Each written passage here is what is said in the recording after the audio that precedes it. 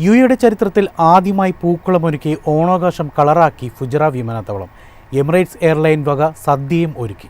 പ്രവാസി മലയാളികൾക്ക് തിരുവോണ സമ്മാനമായി ഫുജറ രാജ്യാന്തര വിമാനത്താവളത്തിൽ ഓണാഘോഷം സംഘടിപ്പിച്ചു. ചരിത്രത്തിൽ ആദ്യമായാണ് യുഎയിലെ ഒരു എയർപോർട്ടിൽ ഓണാഘോഷം ഔദ്യോഗികമായി നടത്തുന്നത്. കൊച്ചി, കോഴിക്കോട്, കണ്ണൂർ, മുംബൈ ഉൾപ്പെടെ ഇന്ത്യയിലെ വിവിധ സെക്ടറുകളിലേക്ക് ഫുജറയിൽ നിന്നും വിമാന സർവീസ് ആരംഭിച്ചതിന്റെ പശ്ചാത്തലത്തിലായിരുന്നു ഓണാഘോഷം.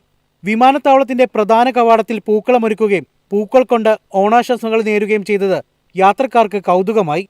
കേരളീയ വസ്ത്രമണിഞ്ഞ ജീവനക്കാർക്കൊപ്പം പൂക്കളത്തിന് മുന്നിൽ നിന്ന് ഫോട്ടോ എടുത്തും ആഘോഷം കളറാക്കി Fujairah international airport general manager captain Ismail Al Balushi Malayali ഉദ്യോഗസ്ഥർക്കും കേരളത്തിലേക്കുള്ള യാത്രക്കാർക്കും ഓണാശംസകൾ നേർന്നു.